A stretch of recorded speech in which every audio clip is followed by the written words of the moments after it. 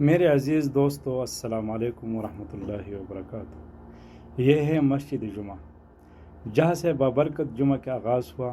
آئیے ہم بھی اس پیغام کو اپنی زندگیوں میں زندہ کریں۔ مدینہ منورہ کی بابرکت سرزمین پر مسجد قباء اور مسجد نبوی کے درمیان ایک چھوٹی سی مگر بے حد عظیم شان مسجد واقع ہے، جسے مسجد جمعہ کہا جاتا ہے۔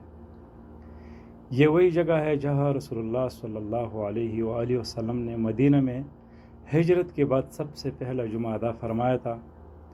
ہجرت کے سفر کے دوران آپ صلی اللہ علیہ وآلہ وسلم مکہ مکرمہ سے مدینہ کی طرف روانہ ہوئے۔ راستے میں آپ چند دن قباء کے مقام پر ٹھہرے اور وہاں مسجد قباء کی بنیاد رکھی۔ اس کے بعد آپ صلی اللہ علیہ وآلہ وسلم مدینہ کی طرف روانہ ہوئے۔ راستے میں جب بنو سالم بن عوف کے علاقے میں پہنچے تو وہاں جمعہ کا دن آ گیا۔ اسی مقام پر نبی کریم صلی اللہ علیہ وآلہ وسلم نے صحابہ کرام رضوان اللہ علیہم اجمعین کے ساتھ پہلا جمعہ پڑھا۔ روایت میں آتا ہے کہ اس وقت آپ صلی اللہ علیہ وآلہ وسلم کے ساتھ تقریباً 100 سے زائد صحابہ کرام شریک تھے۔ اس جمعہ کے خطبہ میں آپ صلی اللہ علیہ وآلہ وسلم نے تقوی، نیک اعمال اور آخرت کی تیاری کی اہمیت پر زور دیا۔ گویا اسلام کی بنیاد پر قائم ہونے والی پہلے اسلامی ریاست کا پہلا اجتماعی پیغام یہ تھا کہ ایمان اور عمل صالح کے ساتھ اللہ کی رضا حاصل کرو۔